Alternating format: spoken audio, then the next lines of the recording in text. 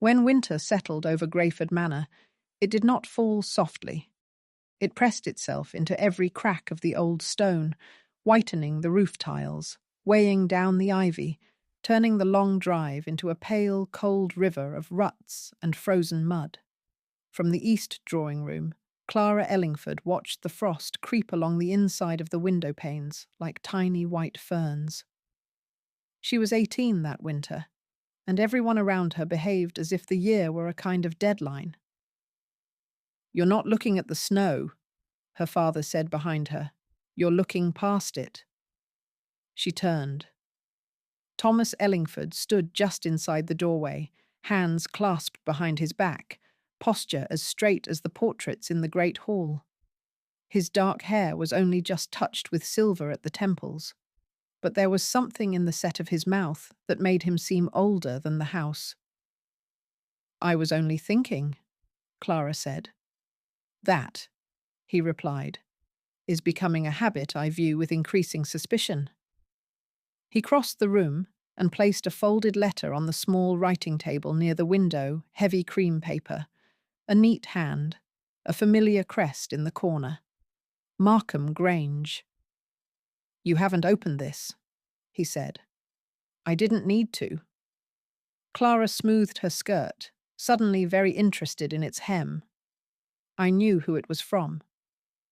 "For a young lady, you are far too quick to assume."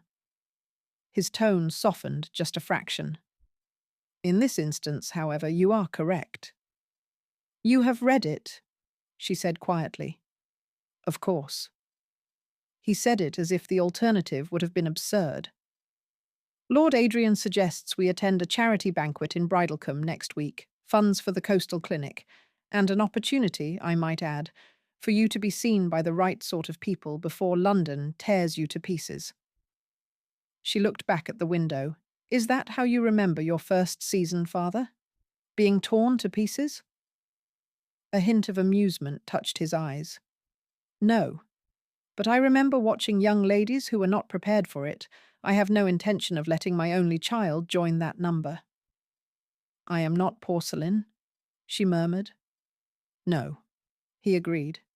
"You are capital, and capital must be invested wisely." He tapped the letter with his finger. "Lord Adrian Markham," he went on, "is a man who understands duty, sacrifice, and restraint. He has survived war and managed an estate through ruinous times. His friendship has been of service to Greyford. His judgment is rarely at fault. When he recommends that my daughter attend a respectable local gathering, I listen." "You mean," Clara said, "you obey?" He ignored the remark. "We will go to Bridlecombe. You will wear the blue silk, not the white.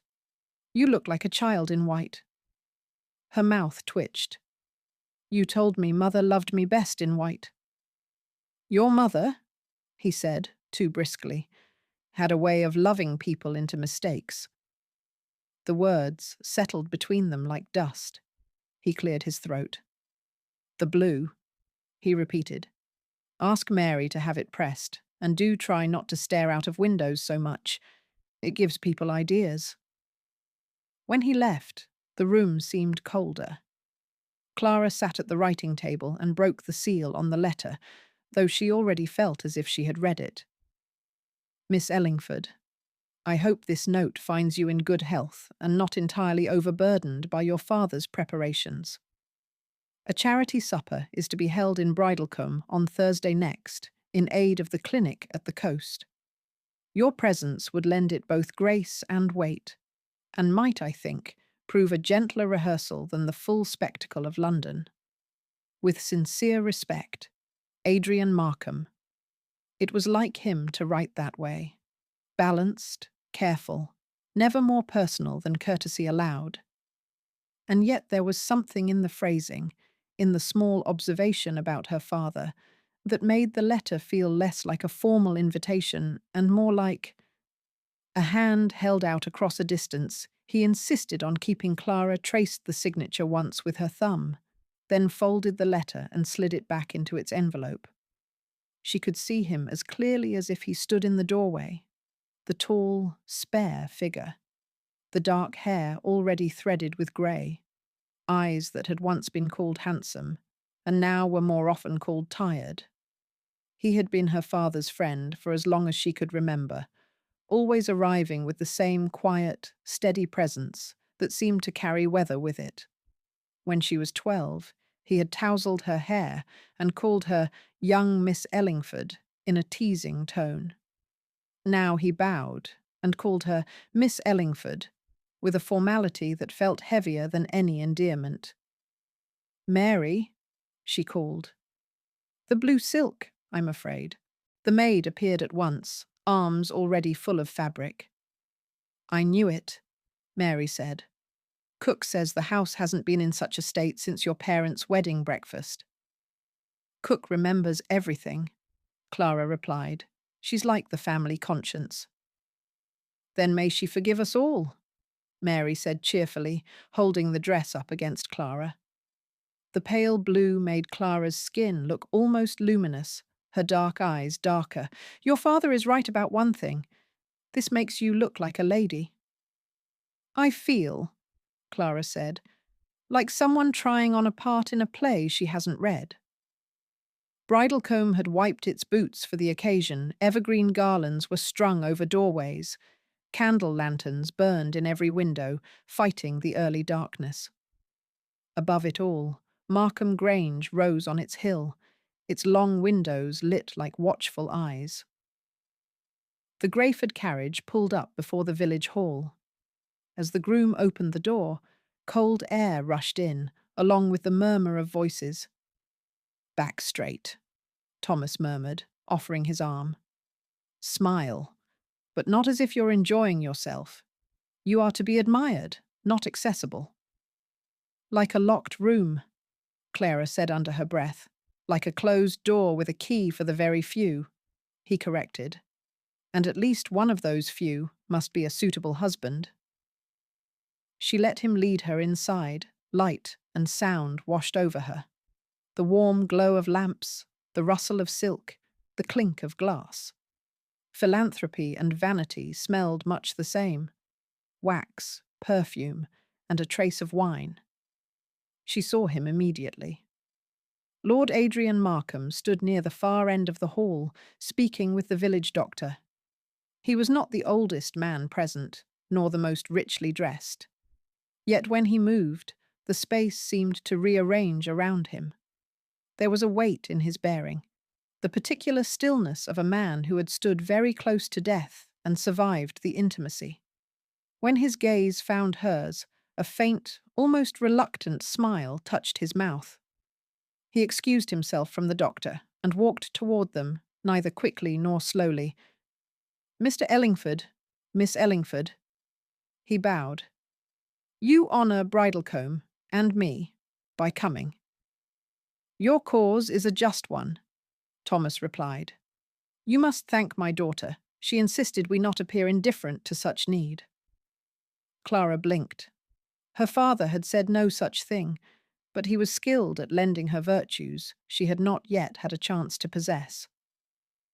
"Then we are equally guilty," Adrian said, looking at her. "I should not have forgiven myself if I had not tried at least once to tempt you here before London claims you entirely, Miss Ellingford." "I am not so easily claimed, my lord," she answered. "Mayfair drawing-rooms would disagree," he said lightly. "I was in town last week.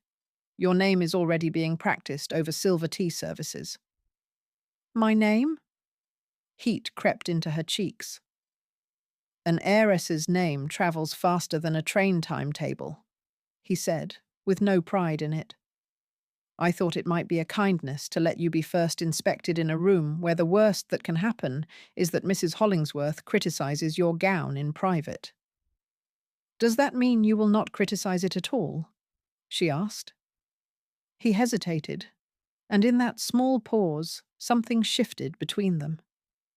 "I have seen too many uniforms torn open to pick at silk," he said quietly, "and I am in any case ill-suited to judge the fashions of a season I do not intend to attend." Thomas cleared his throat.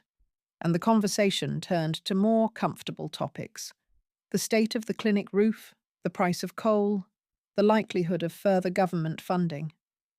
Clara answered when addressed, smiled when required, and all the while felt as if the room had been marked into two circles, one filled with noise and one silent and invisible, where only their shared awareness moved.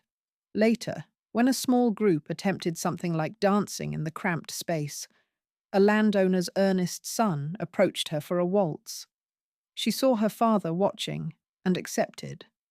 The boy talked of hunting and horses and very little else. Clara's thoughts drifted to a different hand at her back, a different kind of silence. When at last she was able to slip away to a chair in the corner, she sank down with more relief than her father would have approved of. The wood was cold through her skirts, but her feet were grateful.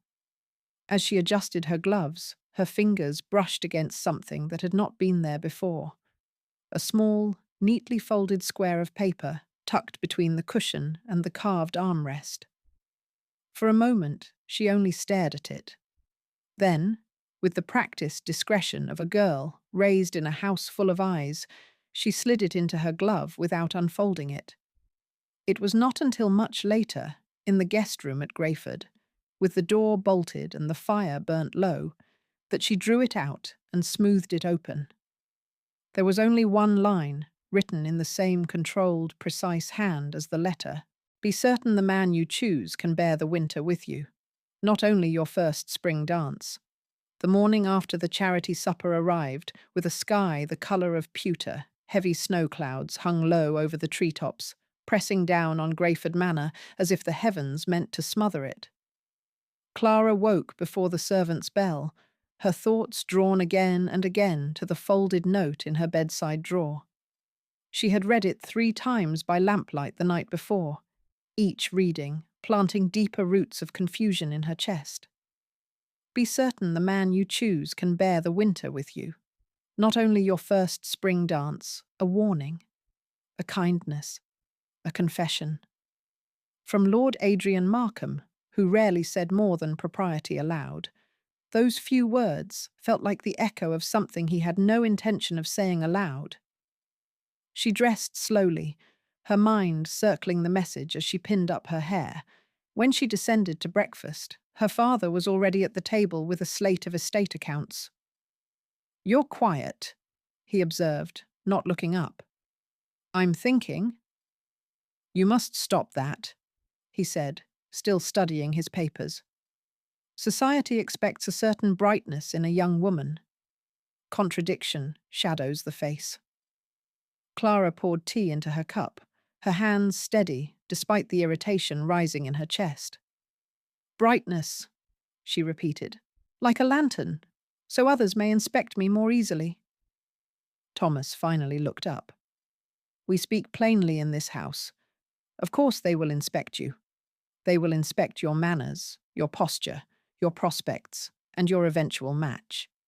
You should be grateful you have the advantage to withstand such scrutiny." "Grateful," Clara echoed. "Yes, father." He did not notice her tone. "After breakfast," he went on, "we will drive into Bridlecombe. I must speak with the solicitor, and you should be seen at the bookseller's. A young lady who reads is charming, so long as she is not too earnest about it." Clara pushed her tea away. "Father, the weather—" But he was already rising. "If we don't leave before the heavy snow sets in, we'll be caught." The drive into Bridlecombe began with the crisp clatter of hooves on frozen earth. The trees along the lane bowed under the weight of fresh snow, branches drooping like tired shoulders. Clara pulled her fur-lined cloak tighter and braced herself as the wind stung her cheeks. Her father sat rigidly beside her, as unbending as the carriage beams. The coachman urged the horses on, but the air was turning bitter. Clara glanced toward the distant hills where Markham Grange sat, its rooftops just visible between the skeletal trees. She wondered if Lord Adrian was awake yet, reading reports by the fire, or walking the grounds with his usual measured stride. She wondered if he ever thought of what he had written. The first flakes of the new snowfall arrived like hesitant messengers. Then the wind sharpened. Then came the sound that changed the order of the day entirely. A sharp, violent crack. The horses reared, the carriage lurched, and Thomas Ellingford seized the seat to keep from being thrown forward. "What was that?" Clara cried. "A limb," the coachman shouted. "A tree's come down across the lane." As soon as the coachman forced the horses to stillness, Thomas leaned out the window. "We must go back." "We can't, sir," the coachman called. "The snow's thickening by the minute. If we turn around, we may lose the track entirely." "Then go around," Thomas snapped. "There is no around. Not here."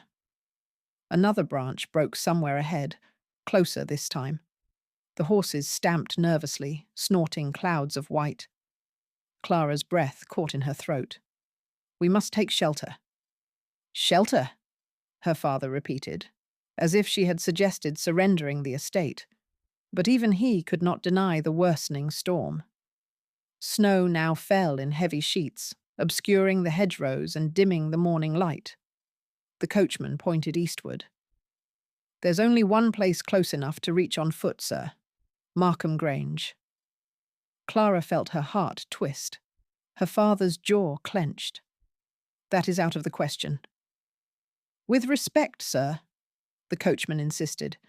"If we stay on the road, we may be buried alive before anyone finds us." Thomas looked from the storm to Clara. She pulled her cloak tighter and met his gaze steadily. Without another argument, he banged the carriage roof. "Very well. To Markham Grange." They reached the gates on foot after 20 minutes of cold that felt like punishment, snow whipped sideways, clinging to their hair and coats. The path to the house was already uneven with drifts. Clara stumbled once and would have fallen if her father hadn't gripped her elbow. By the time they reached the front steps, she could barely feel her hands. The great door opened before they could knock twice. Lord Adrian Markham stood in the doorway, coat already on, as if he had expected them. "Miss Ellingford," he said, his voice warmer than the hall behind him. "Mr. Ellingford, come in. Quickly." The contrast inside was startling. Lamps glowed along the walls, and the fire in the entry hall burned high. Clara felt the heat rise against her numb skin. Lord Adrian gestured to a footman.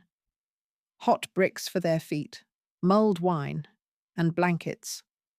Thomas bristled. "We are not invalids, Markham." "You are frozen," Adrian said calmly. "Pride is of little use in a blizzard." He helped Clara remove her snow-soaked cloak. For a frightening moment, her fingers refused to release the clasp, and she felt his hands, warm, steady, untangle the fastening for her. "Thank you," she whispered. "You walked far," he said quietly. "I'm glad you reached us in time." Her father eyed the exchange sharply, but said nothing. They were led into a sitting room where a great fire roared. Clara sank into a chair nearest the hearth. Steam rose from her gloves as the warmth touched them. Adrian stood nearby, not too near, not too far. A studied distance, a deliberate restraint. "We were headed for Bridlecombe," Thomas explained. "The storm caught us mid-road." "You should not have attempted the journey," Adrian replied, his gaze flicking again, too briefly, toward Clara. "We had business," Thomas said curtly. Adrian folded his hands behind his back. "You have shelter now. The storm will pass." Clara studied his face. The faint lines of exhaustion, the shadow beneath his eyes, the soft tremor in the breath he exhaled toward the fire. A man shaped by duty, by loss, by decisions that left marks no medal could hide. And yet he stood there like a bastion against the storm.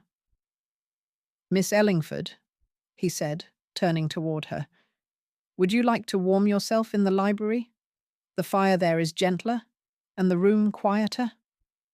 Clara felt her pulse shift. Her father noticed. "No," Thomas said sharply. "We remain here. Together." Adrian inclined his head. "As you wish." But Clara had already understood something in his expression, a flicker of worry, or longing, or something less easy to name. She reached inside her glove, where she had tucked the folded note from last night, now warm against her wrist. As the storm howled outside and the fire cracked in the grate, she suddenly felt that everything in her life was moving toward a threshold she did not yet understand. And somewhere behind her ribs, something trembled like a door about to open. The storm did not break for hours. It clawed at the windows of Markham Grange, rattling the shutters and forcing every soul inside to listen to its long, unbroken howl. In the great sitting room, Clara and her father remained close to the fire, while Lord Adrian paced before the tall window, his silhouette dark against the swirling white beyond. He had the air of a man wrestling with something he could not speak. Clara watched him without meaning to. Something about the way he held his shoulders, tense but trying not to be, made her own breath come short. She wondered if he was thinking about the note, about her, or about something else entirely. Her father noticed her gaze and cleared his throat sharply, as if to break a spell. Lord Adrian stopped pacing immediately. "Forgive me," he said. "I'm restless when I'm trapped indoors." "Then sit," Thomas Ellingford replied. "Your pacing only reminds us that we are trapped with no choice." Adrian smiled faintly and took a seat opposite them. A footman arrived with more mulled wine, and for a while the three sat in uneasy silence, the fire snapping between them like a fourth participant. It was Thomas who spoke first. "Markham," he began, "you know the season approaches. Clara will soon be the subject of considerable attention. I must consider what alliances will safeguard her future." Clara stiffened. "Father?" He raised a hand to silence her. Adrian's expression did not change, but his eyes did. They sharpened, focused, as if preparing for a blow. "You seek a suitable match," he said quietly. "Of course," Thomas answered. "A match that reflects our standing, our name, our reputation." Clara's mother would have expected nothing less. Clara inhaled sharply. Mother would have expected kindness first. Her father pretended not to hear. Adrian looked down at his hands. "Then I assume you have someone in mind?" Thomas nodded once. "Several possibilities. Young men of her own age, with ambition and means. There are families in London who—" "Her own age?" Clara interrupted. "In London? Father, you speak as if I am to be auctioned." "You are being introduced," Thomas corrected. "And introductions are a form of investment." Adrian closed his eyes briefly, just once, before looking at Clara. "Your father wishes the best for you, does he?" she asked, and the room went still. Thomas's voice hardened. "What I do, because duty demands it." Adrian leaned forward slightly, his voice calm. "Duty is a heavy word, Mr. Ellingford, heavy enough to crush a young woman if applied without caution." Thomas turned sharply. "And you presume to lecture me on duty?" Clara saw the shift immediately, an unseen line drawn between two men who had once been friends. "You speak of alliances," Adrian said carefully, "but alliances based only on appearances rarely survive a winter." Clara's pulse jumped. A winter. He had used the same thought in his note. Her father did not catch the significance, but he caught the tone. His eyes narrowed. "Markham, if I did not know you better, I would think you were warning me." "I am," Adrian said softly. The fire popped loudly. Thomas rose to his feet. "You overstep, Markham. Whatever regard we have shared, whatever history, my daughter is not your concern." Clara flinched. Adrian did not. "Your daughter," Adrian replied, "is a person, not a ledger entry, not a bargaining chip. She deserves the freedom to choose a man who will not only stand with her in society's glow, but endure its shadows." Thomas's face flushed dark. "Are you implying that you would be such a man? You, whose age alone would raise eyebrows? You, who carry scars from a war that left you half in the grave? You, who come and go like a ghost between your lands, too weary or too proud to commit to any life but your own?" Clara's breath turned thin. She wanted to speak, but the words stuck. Adrian rose slowly, as if deciding something.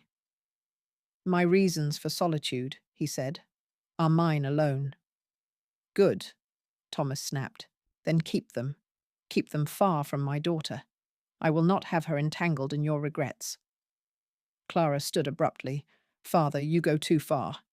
"Enough," Thomas thundered. The room shook with his voice. Adrian did not raise his own. "If your daughter were in danger," he said quietly, "I would not hesitate to stand before any enemy, even you." "You mistake yourself," Thomas hissed.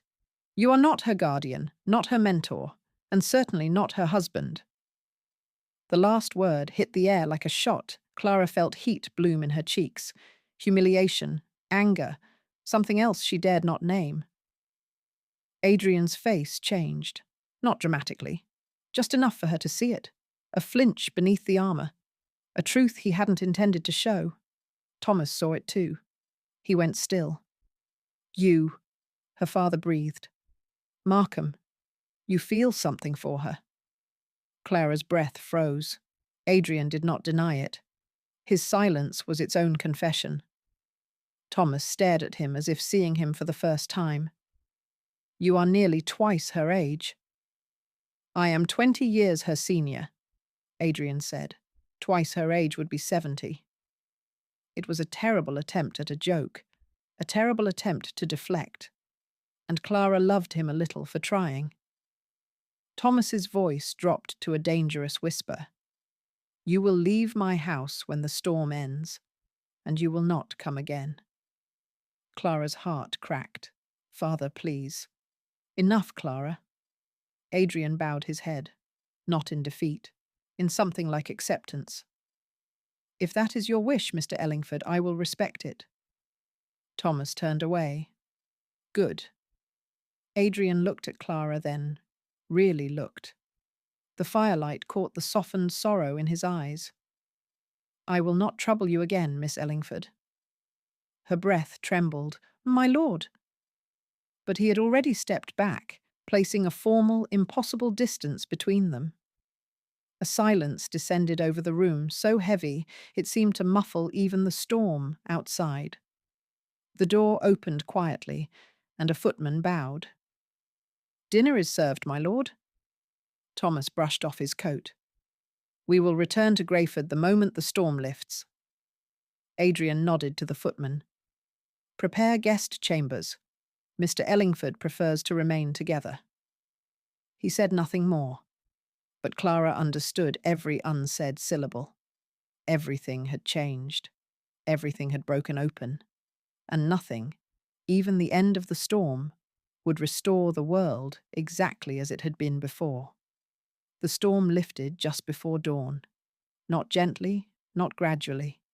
One moment the world was white noise and howling wind, and the next it was quiet enough that Clara could hear her own pulse. Greyford Manor was only 3 miles away, yet Clara felt as if she had been carried a lifetime from the girl who had left it yesterday. She barely slept. Every time she closed her eyes, she saw the look that passed between her father and Lord Adrian, one of accusation and one of silent acceptance. The memory felt heavy and alive, like a stone on her chest. When she finally rose, the house was still. A footman guided her to a small breakfast parlour. The fire had been lit for her. A table was laid with bread, fruit, soft-boiled eggs. She could barely swallow a sip of tea. Thomas Ellingford entered a few minutes later, freshly shaved, perfectly composed, and cold as the frost on the window. He sat without greeting. "We leave in an hour," he said. "The coach is being readied." Clara stared at her cup. "Father? Last night." "There is no purpose in revisiting last night," he said sharply. "Markham behaved improperly." "He said nothing improper." "He thought it," Thomas snapped. "A man does not fall silent before an accusation unless it touches a truth he would rather not voice." Clara clenched her jaw. "Father, he has been your friend since before I was born. And that is precisely why this ends here." She pushed to her feet. "You are condemning him for honor that prevented him from speaking, punishing him for restraint, for decency." Thomas rose too, towering over her. "I am punishing him for entertaining the idea for even a moment that he could lay claim to you." Clara felt heat rise behind her eyes. "I am not property." "You are my daughter," Thomas said, voice low with barely controlled rage. "And I will not allow you to be paired with a man who, because of age, circumstance, and the scars he carries, could ruin your prospects entirely." He straightened his cuffs. "I will speak no more of it." Clara could hardly breathe. "When we return to Greyford," her father added, "I expect your full cooperation with the season preparations. There are 2 baronets and 1 young duke whose families— I will not marry any of them." "You will," he said, "if I choose it." Clara's hand trembled around the back of her chair. "If Mother were alive—" His eyes snapped shut, once, hard, as if the name were a blow. "You will not invoke your mother," he said through clenched teeth. "Not in this matter." Clara stared at him. "Why? Because she would disagree with you?" Silence. A dangerous, trembling silence. "Clara," he said at last, voice low, "your mother had ideals. But ideals cannot run a house. They cannot preserve a reputation, secure land, or protect a family name. Did Mother care more for name or for me?" He breathed out slowly, shakily. "Your mother cared for beauty in a world that does not reward it, and she died believing her softness would be enough to shield you." He looked away. "I will not make her mistake." They travelled back to Greyford Manor under a bleak sky. Clara watched the landscape blur past: white fields, black hedgerows, the frozen lake. Her father barely spoke. When they passed the crossroad leading to Markham Grange, Clara felt a physical ache, as if someone had tied an invisible thread around her chest and pulled. She didn't see Adrian on the grounds. She didn't expect to. Their departure had been polite and wordless. No farewell, no final look. A wound sealed without stitches. When they reached Greyford, servants rushed to unload the carriage. The master safely returned. Clara escaped to her room as quickly as politeness allowed. The house felt wrong. Too large, too hollow, too watchful. Mary entered to help Clara change, but paused when she saw her expression. "Miss Clara? Are you unwell?" Clara forced a smile. "Just tired." Mary hesitated. "If you ever needed to speak of something troubling—" "Thank you," Clara whispered, "but I don't know where to begin." By afternoon, a thin winter sun broke through the clouds, casting a pale glow over the estate grounds.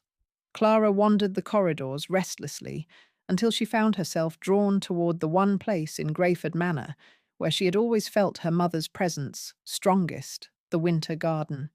It was a long glass house attached to the west wing, filled with cold hardy ferns, lemon trees, and the last surviving orchids Evelyn Ellingford had tended before her death. Clara pushed open the door.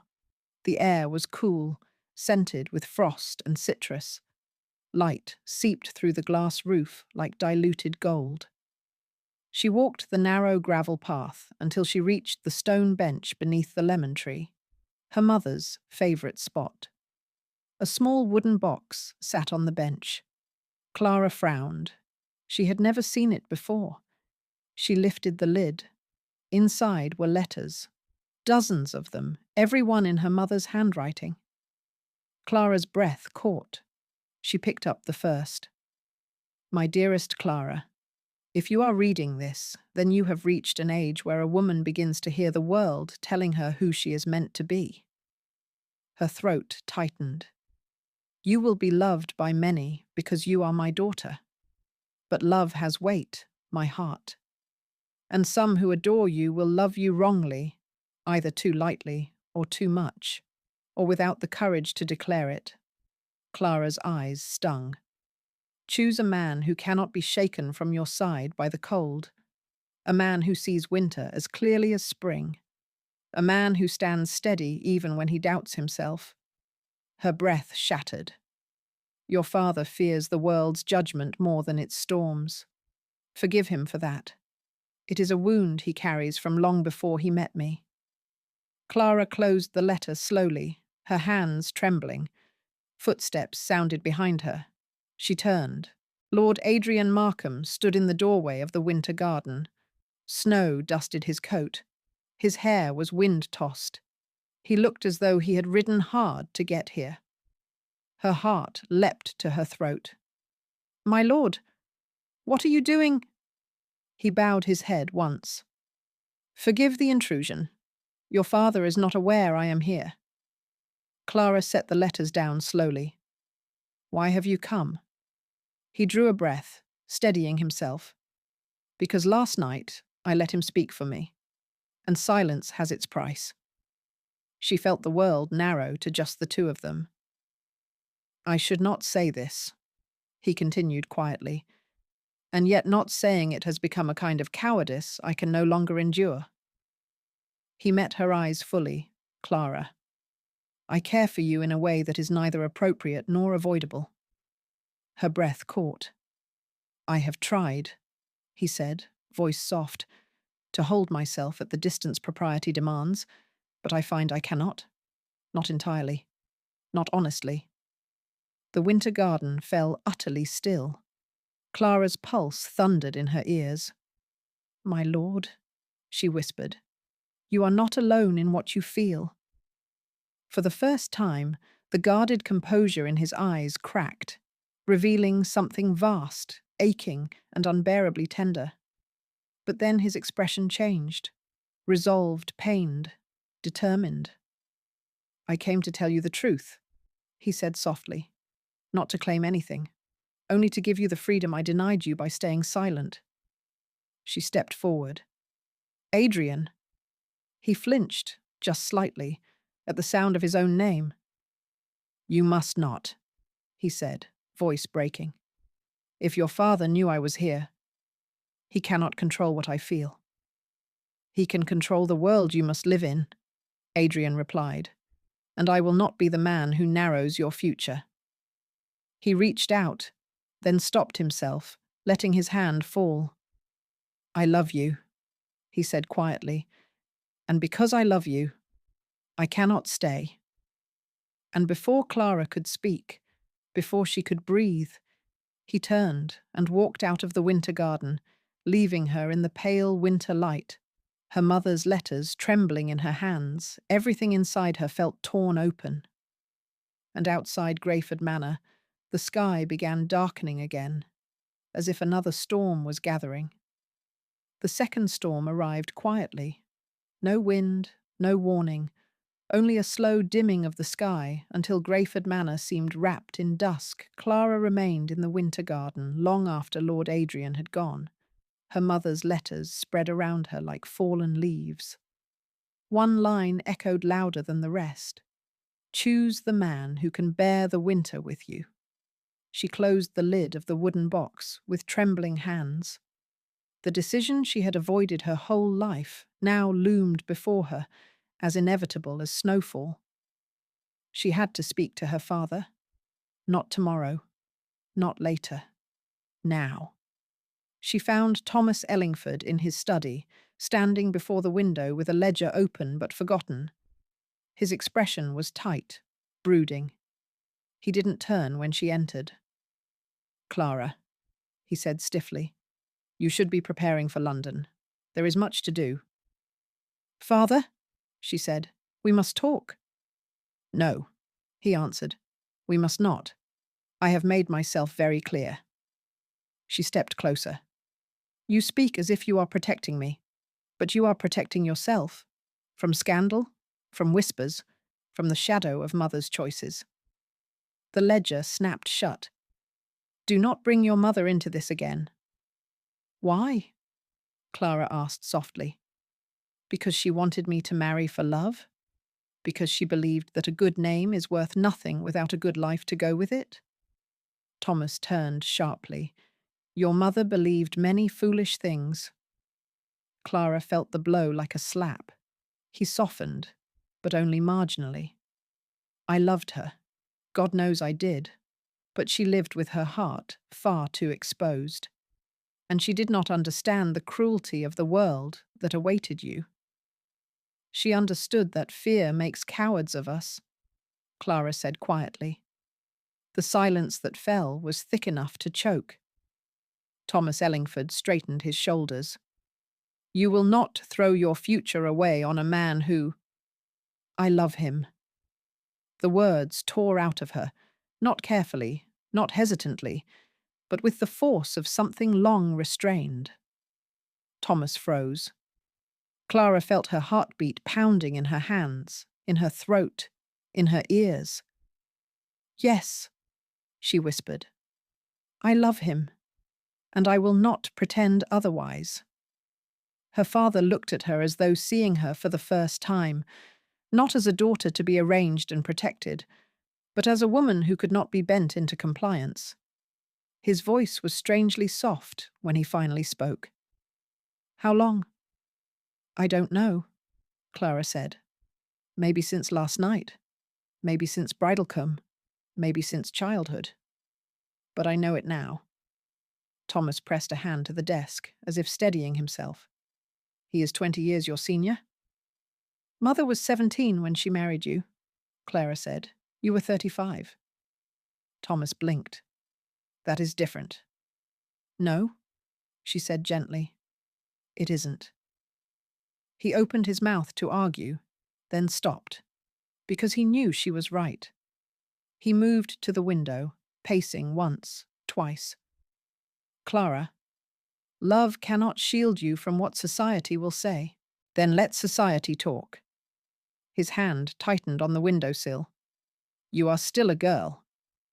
"I am a woman," she said simply, "and he sees that." Thomas flinched, as if struck. She took a breath. "Father, I will not marry a baronet who thinks my worth is in my dowry.